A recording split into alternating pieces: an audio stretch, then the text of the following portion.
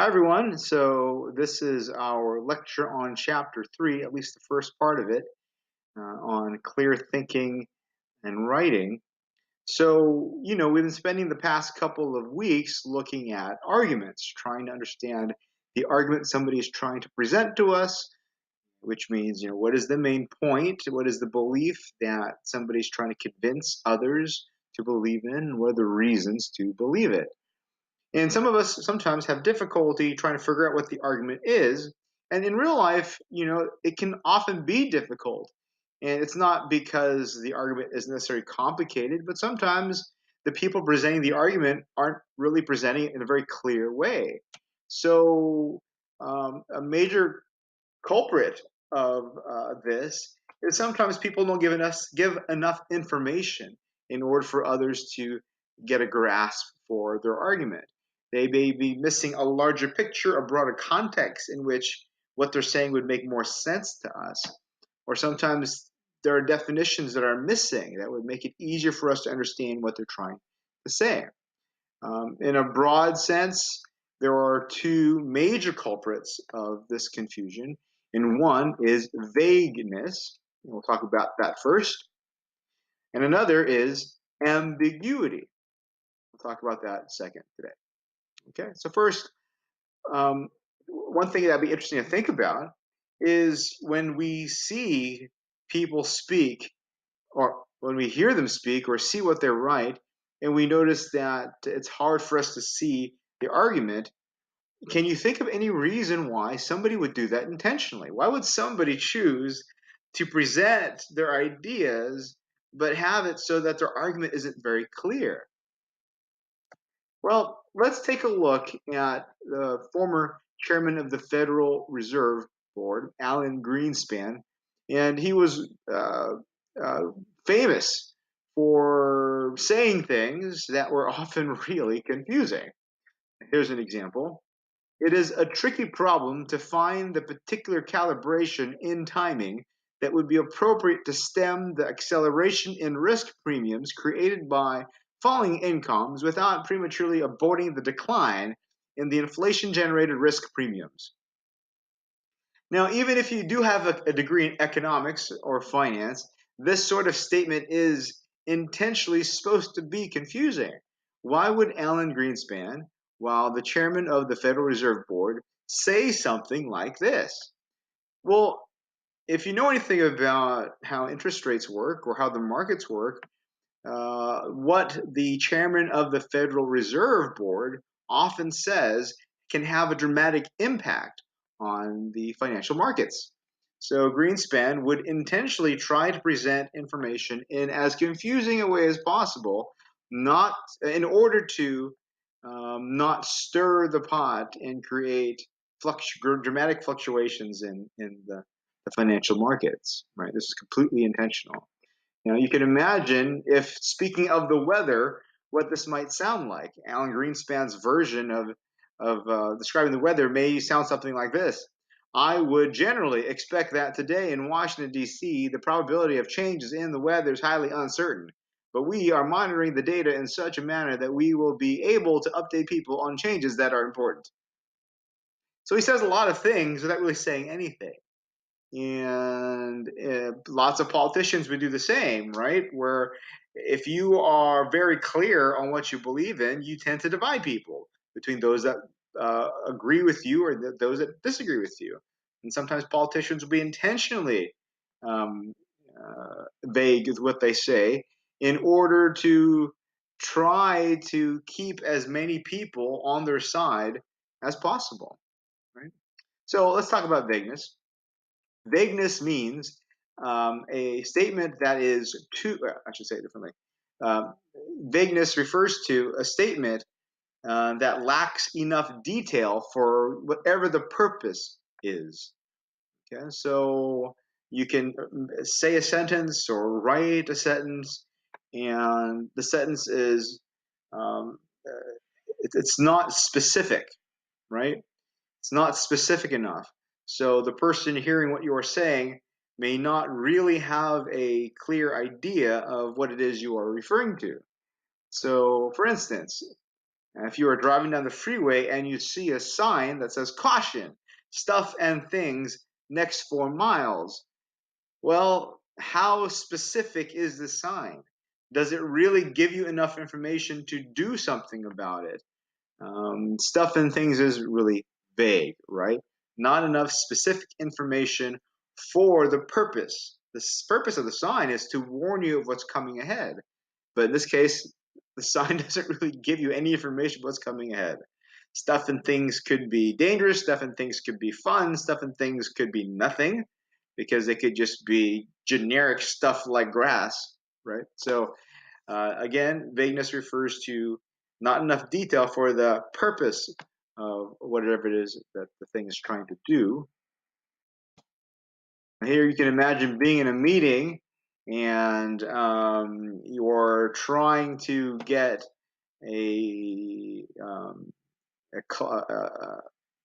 freelancer or a contractor to help you increase profits for your company, and you're soliciting ideas from them to do that, and all they give you is a poster with a dollar sign on it. Here is my plan, and it's just a dollar sign. Well, if you're trying to act upon their advice, that doesn't seem like there's enough detail to do anything with, right? A simple sign with simple poster with a dollar sign on it doesn't really give you enough detail to act and improve your company in any way, right? Hence the quote underneath, that's not bad, but most of the other consultants gave us mission statements with more detail. Here is another cartoon. Here is another meeting, which people are trying to figure something out, and you take a look, and this person's staring at their results, and it's kind of difficult to get a sense for what it is they're trying to figure out, because this visual aid doesn't really say anything. It just says other and don't know. And we don't even know what the question is they're trying to tackle, what the problem is that they're trying to solve, right? So it's a very vague sort of visual aid there.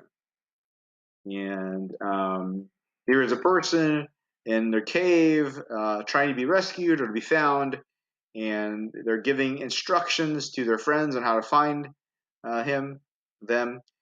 So he says, we're on the third mountain, past the second stream. You'll pass a small village, then look for a large rock. You can't miss it. Hopefully it's obvious why these are vague instructions. There doesn't seem to be enough detail in order to help somebody or allow somebody to help find this person and the rest of their group. Here is a news reporter, and he says, so some stuff happened, and some people were like, whatever, and stuff, and some other people were there, and so, like, no one was hurt. Fortunately, here you are watching the news, and this is what you see the newscaster say. Is there enough detail here for you that's informative, that allows you to know something new about current events? Not really. Not really enough information there for you. So I'm going to give you two sentences here. First one is Oswald was dealt a full house. And the second sentence is Oswald is not playing with the full deck. Which do you think is more vague? Let's take a second here. Well, if you take a look at the first statement, it says Oswald was dealt a full house. If you know anything about poker, this is a specific type of poker hand where you have two cards that are of the same number. I don't know my cards very well. And then three cards which are also of the same whatever number. So you could have two cards that say the number 2 on it, and then three cards that have a queen on them, right? That's a full house. So it tells you the type of hand somebody has when playing poker. The second sentence says Oswald is not playing with a full deck. Now, full deck is a euphemism for, there's something off about Oswald. So when we take a look at these two sentences, seems to me that Oswald is not playing with a full deck is more vague, because we're not too sure what is it about Oswald that makes him a little bit off, different than normal. While here, though we don't know the specific cards that this person has, we know that they have a particular type of hand, right? So I would say that Oswald's not playing with a full deck is a little more vague. So I'm going to give you a sentence. For instance, I'd just like a regular haircut.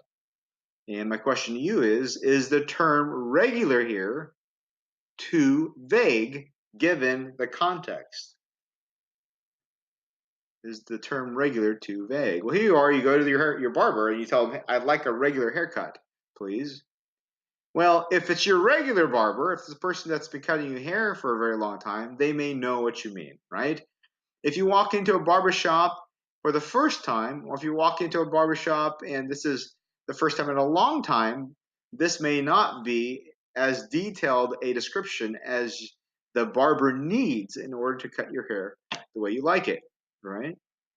Regular haircut could mean anything depending on the person's idea of what regular refers to. So giving them a specific length, a specific style, a specific amount of hair to cut, that would be probably what you'd want. While regular is a very subjective idea what a regular haircut looks like. So that's my thoughts there. And how about this sentence? If you get ready for bed quickly, mommy has a surprise for you. You think the word surprise there is too vague for the context? Well, you have to think, what is it that mommy is trying to get the kid to do? Well, mommy is trying to get the kid to bed sooner, right? So to say mommy has a surprise for you is probably enough detail to get the kid excited enough to go to bed. Right? You don't want to give it too much detail in this case because the purpose is to get the kid or the child intrigued enough, excited enough about the mystery in order for them to go to bed. So this seems like it's not too vague. The word surprise here maybe is not too vague for the context. But this, let's have a little less noise for God's sake. I'm trying to sleep. So is the phrase little less too vague? Is there enough detail there for the purpose? Well, just imagine you are, with roommates, and your roommate is being loud. They're being noisy. They're playing their music up, and you're trying to go to sleep. If you say to them, "Let's have a little less noise for God's sake. I'm trying to sleep," seems to me they should know that they should turn down their music. Seems to me that would be enough to get your point across that what they're doing is too loud for you. If you got more specific, like please turn it down 10 decibels, I don't know if that does you any good, unless your roommate's some sort of audio engineer. How about this? To avoid death from food poisoning, when cooking this dish, let the ingredients sit in the oven for a few minutes, but be sure not to set the temperature too low. Is the phrase temperature too low too vague for the context? Does it have enough detail for the purpose? Well, here you are, you're trying to follow a recipe, and you start doing the recipe, chopping, putting things in the oven, and then you come to this section where it says to avoid death from food poisoning, when cooking this dish, let the ingredients sit in the oven for a few minutes, but be sure not to set the temperature too low. It doesn't seem to me to have enough information to set the temperature at the appropriate level. What does too low refer to? Right? So I think this would be a case in which the phrase or the words would be too vague for the context. Somebody says, nothing short of total victory is acceptable in Iraq. Would you say the term total victory is too vague, given the context, given the purpose? Well, if you're trying to justify going into war, if you're trying to justify the amount of money you're placing into a war, if you're trying to justify sending men and women to war, would you be, do you think saying total victory, nothing short of total victory is acceptable in Iraq? Do you think that's specific enough?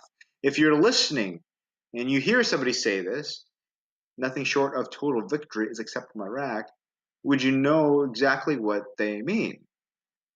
In this case, total victory may be a little too vague. Is it about reduction in the opposing forces? Is it about the opposing forces completely surrendering? Is it about the demolishing of a certain number of military bases from the opposition? So, is it about reduction right now, or is it about a reduction long term in the size of the opposing force? I mean, these sorts of things seem to be pretty important. So, total victory, that that phrase may be a little too vague to do anything with it. Okay, so I'd like you to practice this for yourself. And if I were to ask you um, if I were to ask you how your favorite sports team was doing, what would be a very vague response to that question? Well, you might say something like, "They're doing okay. They're doing fine." I mean, those are sorts of responses that are not very detailed. We don't really know what that means to be okay or to be fine.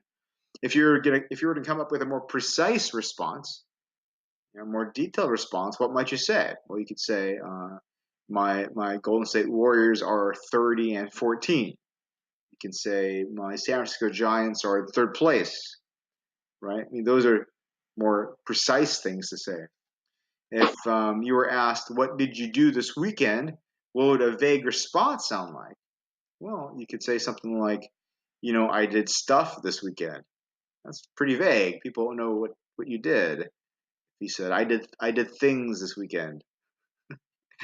Again, very vague. Something you could say if you don't want people to know what you were doing. How about something more precise? How would you answer this more precisely? Well, you could say, I worked on Philosophy 4 homework this weekend. I watched a video clip of from the film A Few Good Men and wrote what the main argument was that the prosecution used um, to show that the character played by Jack Nicholson was guilty. So I mean that would be a more precise response. Um, if somebody asked you, "Hey, why did you like Guardians of the Galaxy?" What would a vague response sound like? Well, you could say, "I liked it because it was nice." Right? That's pretty vague to say it was nice. You're not really telling us exactly why you like it.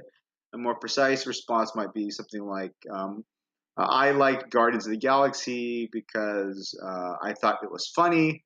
I liked Guardians of the Galaxy because I liked how the soundtrack was intimately intertwined with various scenes. Right? That'd be more precise than just saying it was nice or it was good.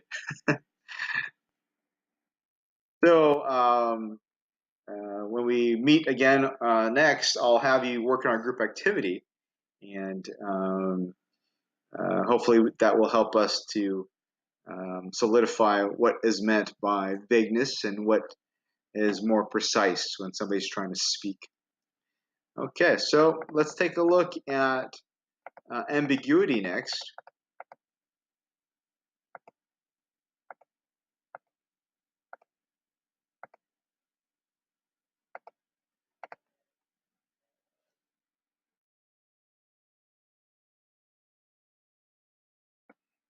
So here you are. You are coming in for a job interview, and the person that's interviewing you says this.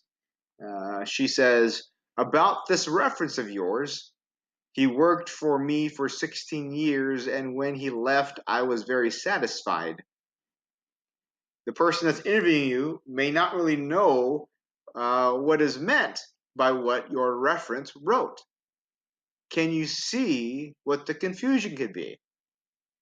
Here he is reading the reference letter that was provided from a friend or former coworker or former boss, and they see in the reference it says, he worked for me for 16 years, and when he left, I was very satisfied. Well, the question is, what did they mean when they said they were very satisfied when you left? Did they mean that they were satisfied with the work that you did, that your work was very satisfactory for them for the past 16 years? Or did they mean, hey, when they left, I was really happy that they left? It's not too clear. It's not too clear how the word or how to interpret what is meant by, I was very satisfied in that case. This is what is meant by ambiguity, right? An ambiguous statement has more than one meaning, and it isn't clear which meaning is intended. So here we are listening to an argument, trying to understand what somebody is saying, and in addition to the possibility of them being too vague and not providing enough detail, it's possible that what they say, because of the way they say it, because of the way they create or formulate their sentence, it's not really clear what is meant by the sentence. Okay, so we'll take a look at some examples of these here.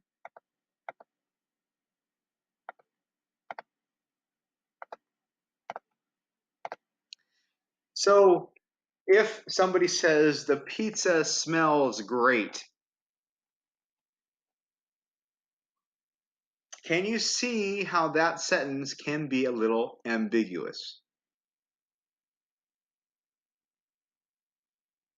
Can you write down for yourself as many different ways of interpreting that sentence as you can? Okay, and we'll come back to that in a second. How about this one? I know a little Italian. Can you see how this may be an ambiguous sentence? For yourself in your notes, can you write down as many ways of interpreting that sentence as you can? Next one. We can't lose in Iraq. In your notes, can you write down as many different ways as you can think of as to how to interpret what this sentence means? Number 4, I like eating a lot. Can you see how this could be ambiguous? Can you see how this sentence can have multiple meanings? And if you can in your notes, write down as many meanings as you can to that sentence. Number 5, Cheney's shooting was terrible. Cheney's shooting was terrible. Can you write down as many possible interpretations of that sentence as you can? Number 6, the lead singer of Maroon 5 might be a woman. Can you see how this sentence has more than one meaning? How it could be ambiguous? Okay, how about the pizza smells great? Well, how can you interpret this? Does that mean the pizza smells delicious, right? So it smells great. So when the pizza gets brought into the room, you go, oh man, the pizza smells great, meaning you think it really smells good. And that might be the most obvious way to interpret this, but couldn't that also be interpreted as meaning the pizza has a very sensitive nose and smells things very well? The pizza smells great, as if it has the really good ability to smell. Right? That's another way of interpreting the sentence. What does it mean to know a little Italian? Well, in one sense, you can interpret it as meaning, you may know a little of the language. You may have know a few words of Italian, know how to say a few Italian things. But it could also mean you know a little Italian person, right? In this sense, this sentence is ambiguous.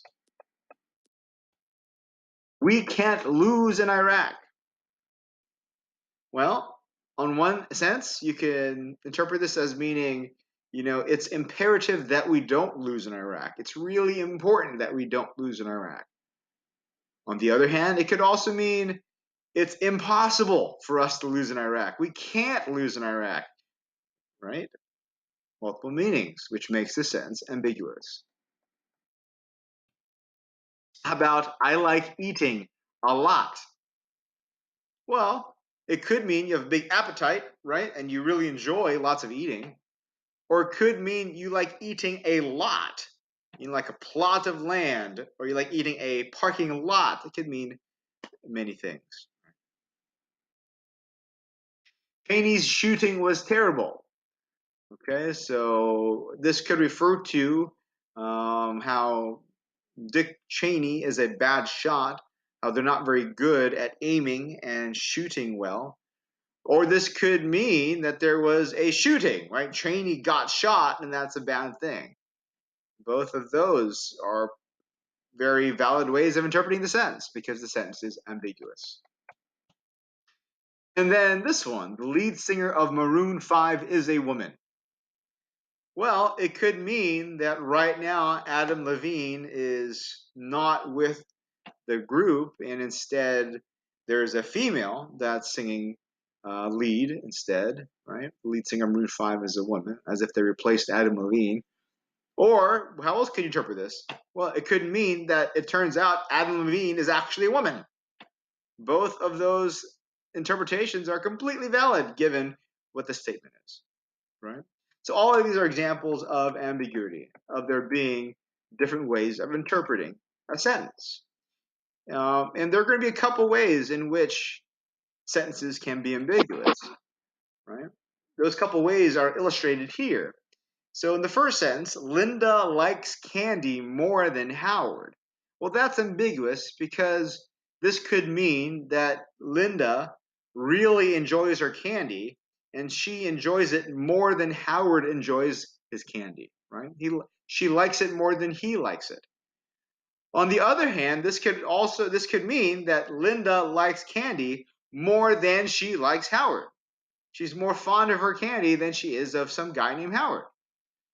Right? Multiple ways of interpreting that sentence. Now, the reason why this sentence is ambiguous is because of the way in which the words are arranged within the sentence. It's because of the structure of the sentence. It's the same thing with this example. People who do not tell the truth frequently get into trouble. Well, what could that mean? People who do not tell the truth frequently get into trouble. Well, this could mean that if you do not tell the truth, you will get into trouble often, right? So if you don't tell the truth, you have a tendency to get into trouble. Or this could mean that if you don't tell the truth enough, right? If you don't tell the truth frequently, you'll get into trouble. So the first interpretation is about not telling the truth at all. And if you don't tell the truth, you may get into trouble a lot, right? Or this could mean, the second version, it could mean that if you do not tell the truth frequently, if you don't tell the truth often enough, that's what gets you into trouble. Again, it's about the order of the words and it's about the structure of the sentence. This is different than these examples. Women can fish. Why is that ambiguous? Well, one interpretation of the sentence could be saying that women have the ability to fish. They have the ability to go fishing. On the other hand, you can interpret this sentence as meaning there are women who can fish. There are women who put fish in cans, right?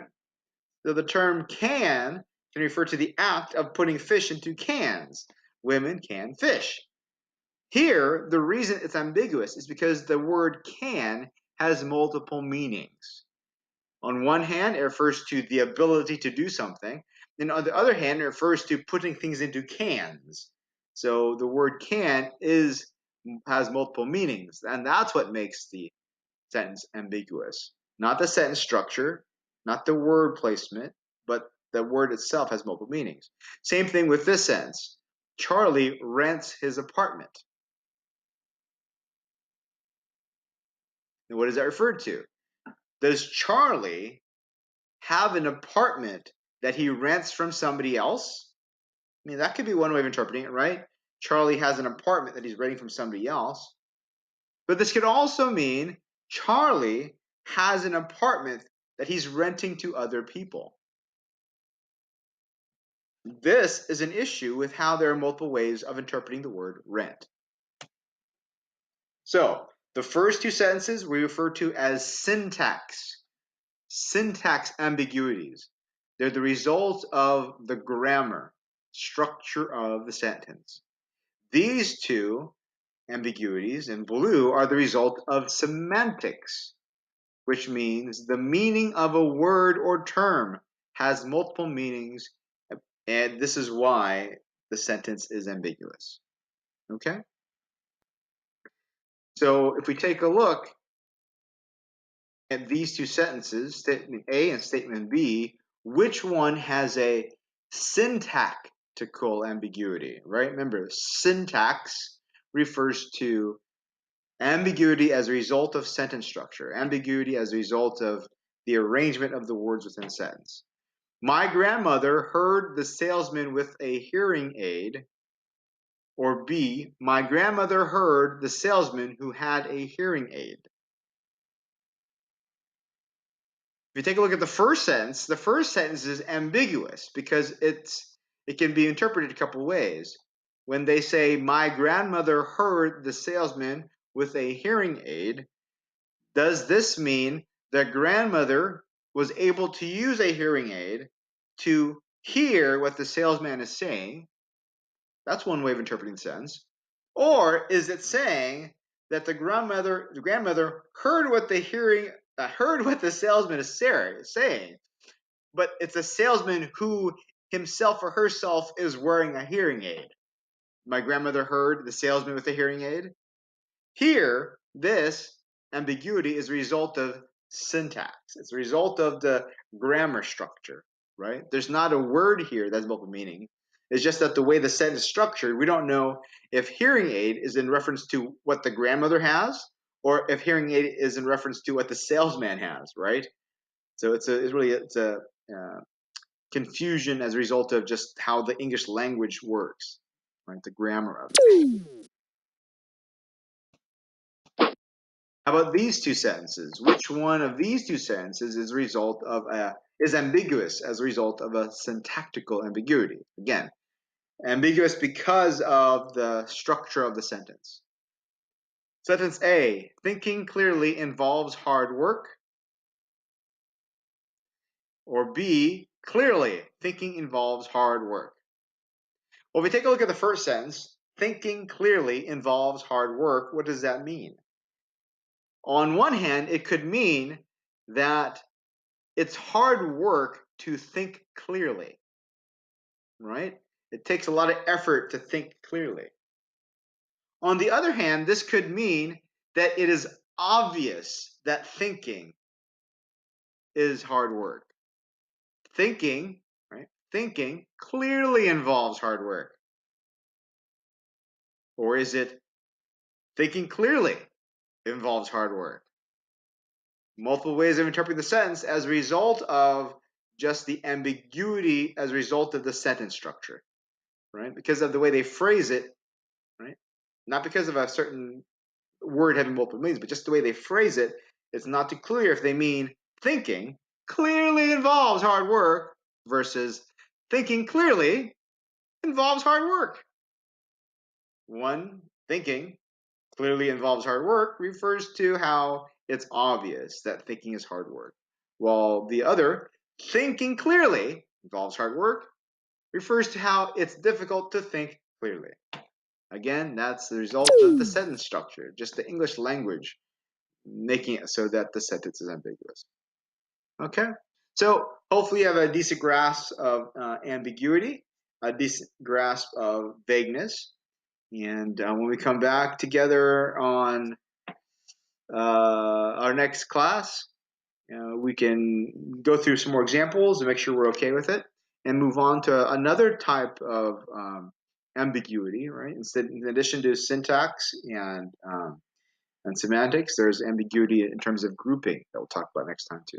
Okay, so have a wonderful holiday, and I'll see you guys in class.